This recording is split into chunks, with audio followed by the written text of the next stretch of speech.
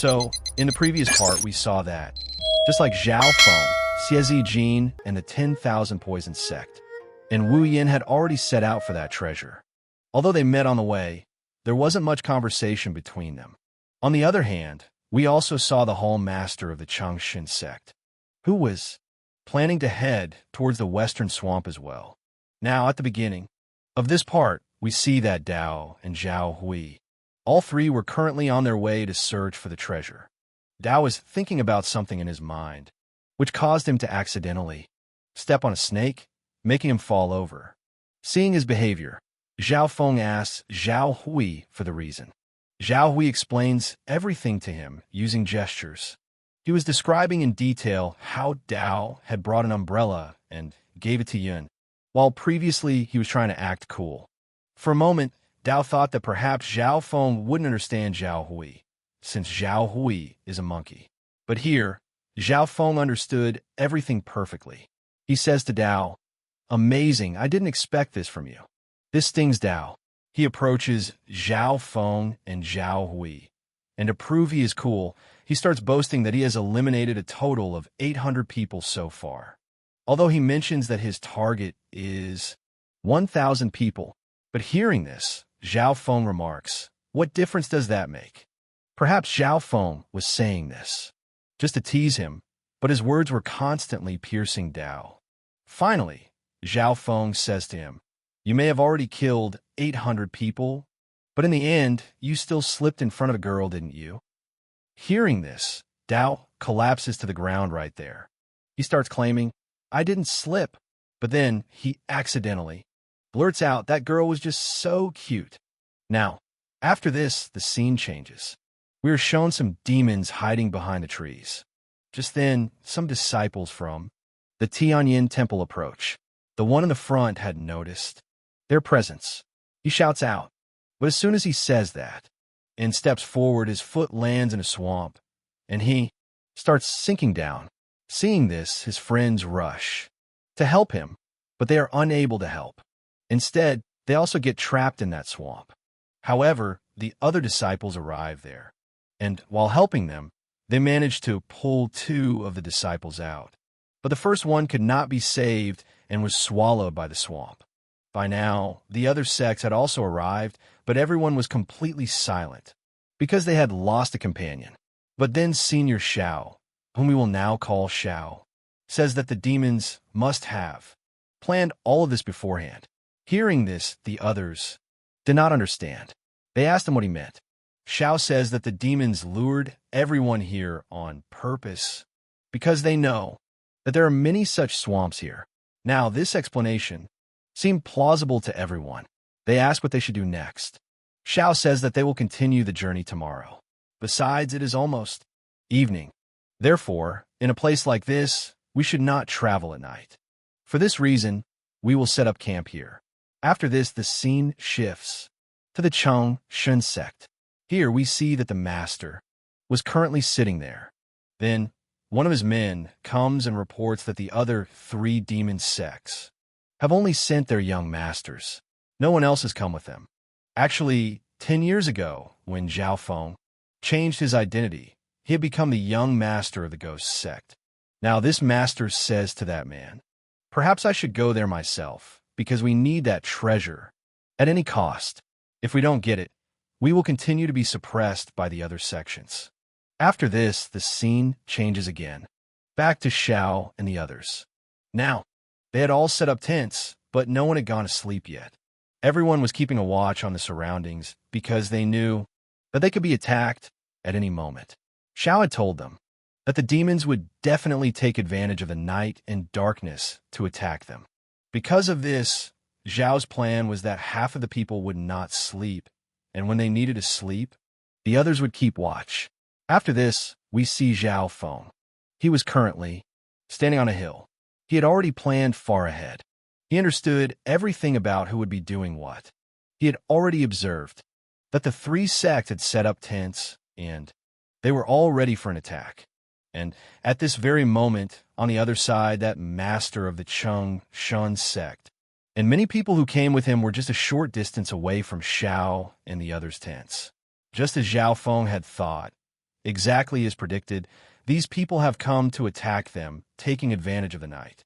Now, as soon as that master moves forward to attack, Zhao Feng's plan begins. Zhao Feng had already assessed all probabilities. Because in the previous episode, we saw Zhao Feng telling the Demon King that the Changshun sect has become completely weak. This means they would either join hands with someone or set out to find this treasure. Besides, anyway, they have no other choice. That is why Zhao Feng had already brought some ghost sect disciples with him. Here, as soon as those demons, meaning the Changshun sect, attack Xiao and the others, Zhao Feng immediately signals his disciples, sending them towards the Changshun sect, because right now, there would be no one there. Now, we see those disciples who had reached outside the Changshun sect, but Zhao Feng had slightly underestimated the master here. Even though the master had left, he had left behind some powerful disciples and a special formation barrier. When the ghost sect disciples arrive, the barrier activates with the help of some jade stones placed at their feet and surrounds the entire area with energy. Due to this barrier, the disciples could not escape, and likewise some other disciples started attacking them. Now from here, the scene changes and we see the fight between demons and humans. During this fight, the master had not come forward yet. Because of this, the three sects were finding it easy to fight against the Changshun sect disciples, although the numbers on both sides were equal. Now on this side, we see that during this battle, the demons were slowly losing because they did not have a powerful master with them. While on the human side, even though there was no master either, all the seniors had handled the situation well. We see that the demons were losing here. Just then, that master whom we saw in the village in the previous part uses his full power here. But now, all the seniors joined forces and blocked this master's attack. They were about to kill this master, but right at that moment, the main master of the Changshun sect arrives and blocks the attack aimed at that master. The energy of this main master was so powerful that all these disciples together could not stop him. That master descends, after which the second master approaches him and says, "Master, we have lost 30% of our disciples." Now Xiao steps forward and says to the master, "Aren't you ashamed? We are all just junior and senior disciples, whereas you're a sect hall master. Yet you have come to fight us." To this, the master replies, "In war, such things are not considered. If I were in your place and you were in mine, would you do the same?" Now, after he said this, the fight between them began. But immediately we go back to the Changshun sect on the other side. Here we see that the ghost sect disciples were currently trapped. But during this time, Zhao Feng arrives there. Upon arrival, he uses his yin-yang energy to destroy the outer barrier. Usually, for any demon, destroying this barrier would be a bit difficult. But here, Zhao Feng has cultivated both human and demon techniques. Therefore, this task was not that difficult for him. Besides demons, always plan on how to block and destroy human attacks. Conversely, humans observe demon attacks and plan how to block or destroy them. Whereas Zhao Feng has learned the techniques of both. That is why blocking attacks from both sides is somewhat easier for him compared to others. Now after this, we return to the master and the three sections. We see that the fight had started among them. During this, the master sends all his disciples back because he wanted to fight this battle alone. On this side, the human disciples also fell back. Now only all the seniors came forward to fight this master. Now the fight begins between them. During this fight, we see that defeating this master was proving to be very difficult for all of them because the master was easily blocking every single one of their attacks. He had an artifact that was acting like a shield. With its help, he was blocking all their attacks, while also stopping attacks on himself.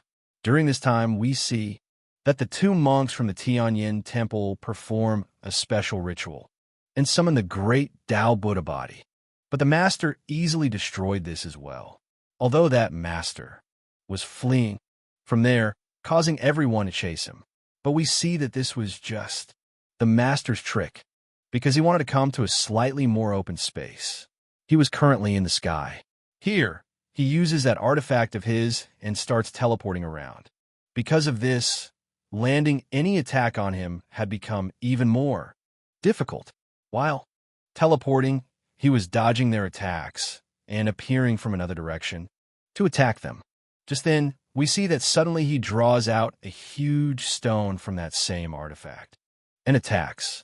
One of the two monks blocks it by creating a golden bell and destroys it.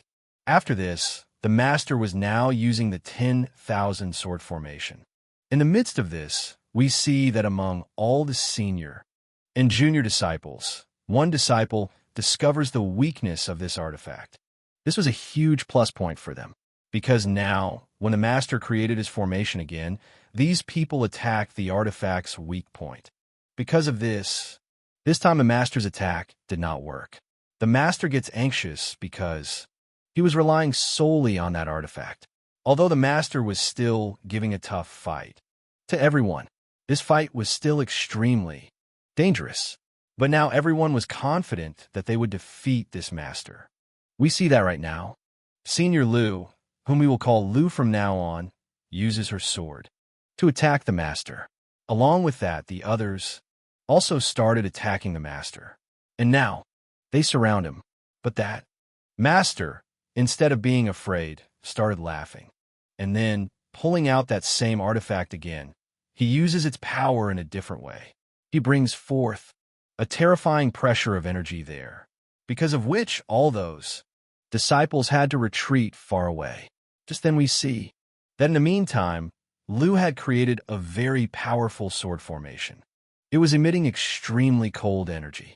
She uses this to attack the master.